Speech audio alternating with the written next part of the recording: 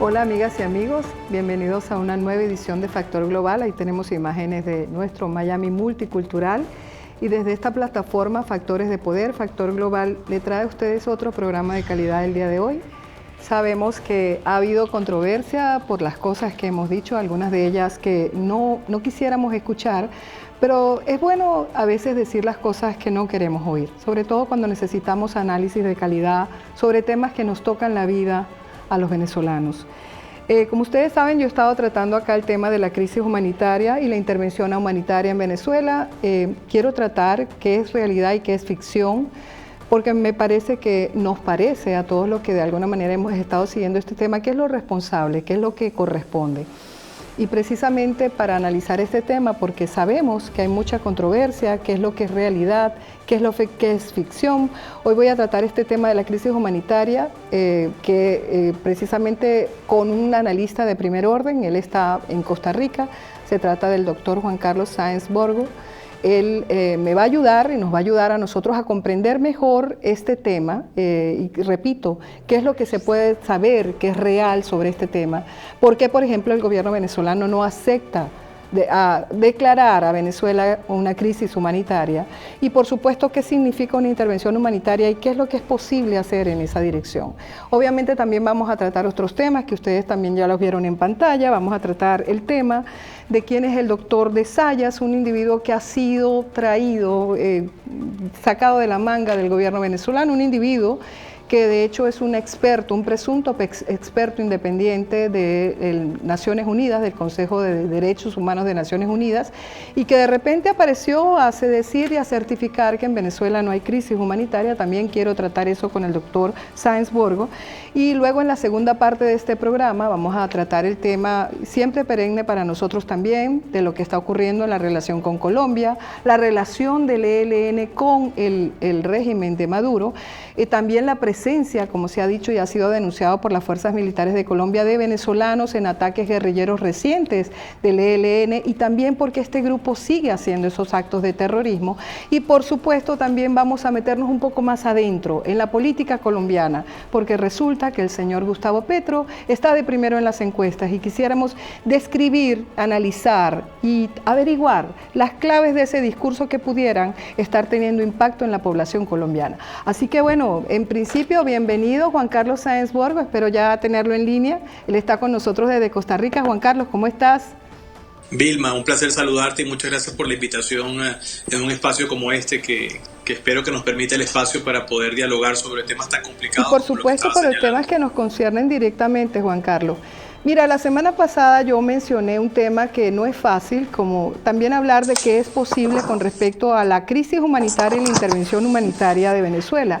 A mí me interesa mucho, Juan Carlos, determinar por qué el gobierno venezolano se ha negado a aceptar consuetudinariamente que en Venezuela hay una crisis humanitaria. ¿Qué está pasando allí exactamente? ¿Y por qué esa negativa del gobierno venezolano tan contundente pese a las imágenes tan elocuentes de que esa crisis humanitaria existe?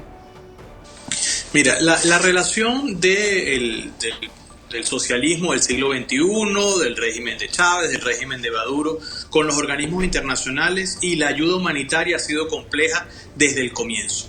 De hecho, si ustedes recuerdan ustedes, los amigos que nos escuchan, que en ocasión del deslave de Vargas, que fue aquella tragedia natural que se dio en diciembre del año 1999, que fue una catástrofe natural donde hubo miles de muertos, el gobierno de los Estados Unidos le ofreció al Ministerio de la Defensa de Venezuela, en ese momento bajo la dirección del general Salazar, ayuda humanitaria en el sentido de bolsas para cadáveres y ayuda sanitaria estrictamente. Sí. Y el general Salazar aceptó la ayuda como ministro de la Defensa y el presidente Chávez lo desautorizó inmediatamente, que no se podía recibir ayuda, aunque Venezuela no estaba en condiciones de poder atender esa crisis humanitaria que significó esa cantidad de muertos que hubo en ocasión del deslave de Vargas. Entonces, desde 1999 hasta el presente ha sido una relación siempre negativa y siempre muy tensa. Pero y quizás Juan Carlos, una pregunta. Yo entiendo que con el caso de Estados Unidos, porque yo lo que les decía es que América Latina ha sufrido en general, y no estoy hablando ya solamente del caso venezolano, que aquí hay otras razones ideológicas, pero América Latina en general con el caso de Estados Unidos participando en una acción humanitaria por ejemplo, que tenga evidentemente características de intervención directa, pues tiene problemas, porque nosotros hemos sufrido históricamente de lo que podríamos llamar proteccionismo político con respecto a la presencia de Estados Unidos en la región. Pero por el otro lado, para Estados Unidos tampoco es cuesta arriba, sobre todo porque viene con una tendencia de repliegue estratégico, sobre todo después de lo que fue la intervención de Estados Unidos en Irak, que le resultó sumamente costosa, más allá de lo que la gente quiera creer. Lo cierto es que fue una intervención costosa, tuvo un costo humano y un costo financiero y muy grande. Estamos hablando de $2.000 millones, según un estudio que hizo la Universidad de Brown. Y entonces, cuando tú tienes esa situación con inclusive más de 200.000 muertos, y a eso súmale todo el costo de la permanencia que tuvo que tener Estados Unidos, que tuvo en varias ocasiones que aumentar su presencia para reconstruir una nación, porque no es solamente intervenir, es lo que viene el proceso del día después. ¿Qué pasa después de que salga, digamos, el régimen, que se cambie ese régimen? ¿Qué ocurre después? ¿Cuál es tu lectura en esa dirección y qué realmente es factible, sobre todo con respecto a ya sea la presencia de Estados Unidos o inclusive qué pueden hacer los otros países de la región? Mira, el gobierno de Maduro y en boca de importantes portavoces, en el caso del ministro Rodríguez, han venido diciendo que una intervención humanitaria sería una forma de intervencionismo. Que por allí comenzaría, por esa intervención humanitaria comenzaría la cabeza de puente de lo que sería una invasión militar. Y eso no es así, eso no es posible, eso no está pautado en el sistema internacional. Si eso se llegase a dar, tendrían que darse una serie de pasos previos que están dentro del sistema internacional y que han ocurrido, y que en esta instancia es estrictamente una ayuda humanitaria porque, tal y como lo ha señalado el Alto Comisionado de las Naciones Unidas para los Refugiados, Venezuela junto con Myanmar y con Siria son las tres grandes crisis humanitarias que en este momento están en la agenda internacional. Sí, pero tú sabes, Juan Carlos, que a mí me preocupa. Yo oía recientemente un analista que decía que como el hueco oscuro de la política internacional, del sistema internacional, el gran agujero negro es la crisis siria, y pareciera que Venezuela se está convirtiendo en eso mismo para el sistema interamericano, el agujero negro del sistema interamericano. Quiero tener tu lectura al respecto, y antes de eso quisiera que escucháramos el soundbite del sonido de número 1, donde Santos y Kuczynski le piden al gobierno de Maduro que finalmente, que no sé cuántas veces se lo han pedido, que reconozca que en Venezuela hay una crisis humanitaria. Vamos. Tirado en un andén, con una camilla encima y ante la mirada impotente de varias personas, falleció un anciano en Barinas.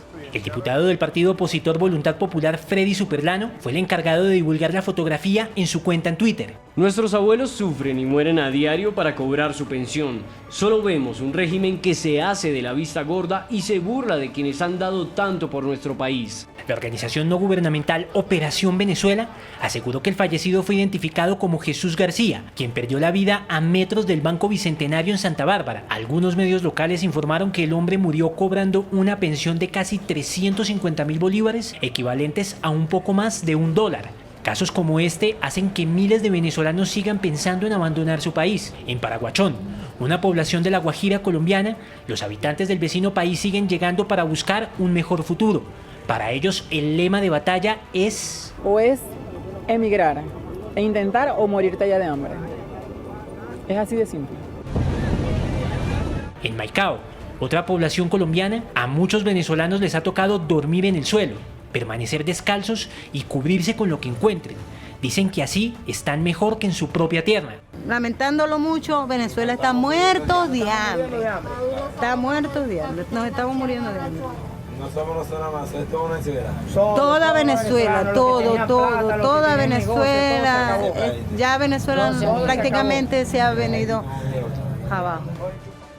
Este era un video que de hecho un video reportaje que nos mostraba cómo en Venezuela la opción es migrar o morir, pero no sé si me puede escuchar la producción. Santos y Kuczynski le piden al gobierno, ustedes vieron esas imágenes que reportan que indudablemente que hay crisis humanitaria. Vamos a ver si podemos escuchar el soundbite número 1, donde Santos y Kuczynski le piden al gobierno de Maduro reconocer que hay una crisis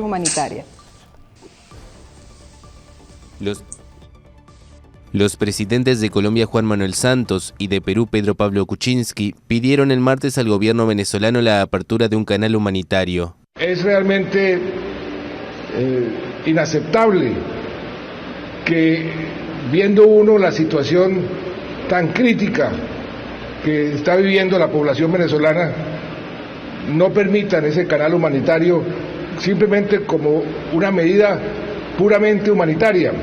Kuczynski destacó la importancia de la próxima Cumbre de las Américas, que se realizará en la capital peruana del 13 al 14 de abril.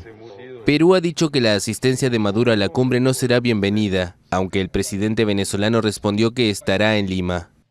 Tendremos la oportunidad de gritar una vez más por la democracia y el respeto a los derechos, de gritar contra los golpes de Estado, de gritar contra el abuso del poder. De gritar contra el abuso del poder, Juan Carlos. Somos el agujero negro del sistema interamericano como Siria lo es del sistema internacional.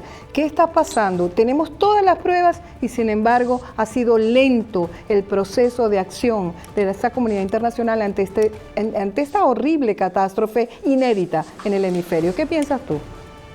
Mira, yo creo que la comparación con un hueco negro, con algo de Siria, es una buena comparación, pero yo quiero creer que no estamos en esa situación. Okay. Porque si bien es cierto que en el seno de la OEA, cuando se intentó aplicar la Carta Democrática Interamericana, los acuerdos de cooperación que tienen virtualmente comprados a muchos países del Caribe angloparlante bloquearon la posibilidad de activar la Carta Democrática Interamericana. Eso ya no está sucediendo. De hecho, la semana pasada el Consejo Permanente tuvo una resolución que es la primera derrota del régimen de Maduro en el Consejo Permanente, en el cual llamaban a suspender las elecciones. Y además, el Grupo de Lima, con dos exponentes muy claros, como lo que acabamos de oír, el presidente Kuczynski y el presidente Santos, han activado una suerte de sistema paralelo como se existió en la crisis centroamericana con el grupo de contadoras y el grupo de amigos de contadoras. Entonces hay una fluidez en el sistema interamericano en paralelo a el de la OEA, que de alguna manera está buscando soluciones y presionando porque se vuelva a una democracia en funcionamiento en Venezuela y se abra este canal humanitario que le permita a los venezolanos satisfacer sus necesidades más básicas. Pero que yo quería preguntarte, ¿hasta qué punto, Juan Carlos, de nuevo, cuando nosotros hablamos de intervención humanitaria, casi siempre se pide que el gobierno del país donde eso está ocurriendo acepte? Hay circunstancias en que eso no ha pasado históricamente y sabemos que también ha sido cierto, en que han tenido que intervenir simplemente porque el gobierno es un gobierno criminal que está literalmente matando a su propia población. En este caso, ¿cuáles son? Cuando dice, por ejemplo, el gobierno de Estados Unidos, todas las opciones están sobre la mesa. ¿Qué significa eso? Todas las opciones sobre la mesa. ¿Qué significa exactamente? Mira, para los Estados Unidos el tema de Venezuela es un tema muy complejo porque recordemos que Venezuela era un aliado clave en los Estados Unidos en el hemisferio, era el primer proveedor de petróleo antes de la llegada del socialismo del siglo XXI, como se daba en llamar el régimen de Chávez o el régimen de Maduro, y un país que sigue tiene un valor estratégico muy importante, requiere tener todas las opciones abiertas. Ahora, ¿qué significa eso dentro del contexto internacional? Yo creo que uno tiene que definir muy claramente lo que hoy por hoy se entiende por un Estado soberano. Hasta hace 30 o 25 años se hablaba de un Estado soberano como una entelequia donde los Estados podían hacer lo que querían al interior de las fronteras. Eso ya cambió. Y de hecho la definición que hoy más se acepta es que un Estado es soberano porque tiene la capacidad de satisfacer las necesidades de sus ciudadanos. ¿Tú podrías decir entonces que hay una revisión profunda de acuerdo al concepto de seguridad humana, que en todo caso implica proteger a la población, así como incluso la Carta Democrática Interamericana habla del derecho a la democracia como un derecho de los pueblos y el deber de los gobiernos protegerla, pero no en ningún momento el imponer una forma de vida a la población, simplemente trasladar la realidad de la soberanía al pueblo, a la población, ¿correcto? Correcto, esa revisión es clave para entender lo que el sistema internacional está tratando de hacer con el caso venezolano. Entonces, cuando el Departamento de Estado o la Casa Blanca anuncia que están todas las herramientas sobre la mesa puestas, todas las significan desde lo que son las sanciones a individualidades, las sanciones a miembros del gobierno y esquemas que dentro de una actuación multilateral, dentro de una actuación con los países del hemisferio se puedan dar para forzar al gobierno de Maduro a una solución negociada y una apertura de un canal humanitario como se ha hablado siempre. Vamos a parar este primer segmento porque quiero que hablemos en el próximo segmento quién es este individuo, Alfred de Zayas, que ahora está prácticamente en todas partes mencionado por el gobierno venezolano como un justificador, un certificador de Naciones Unidas de que en Venezuela no hay crisis humanitaria. Ya volvemos.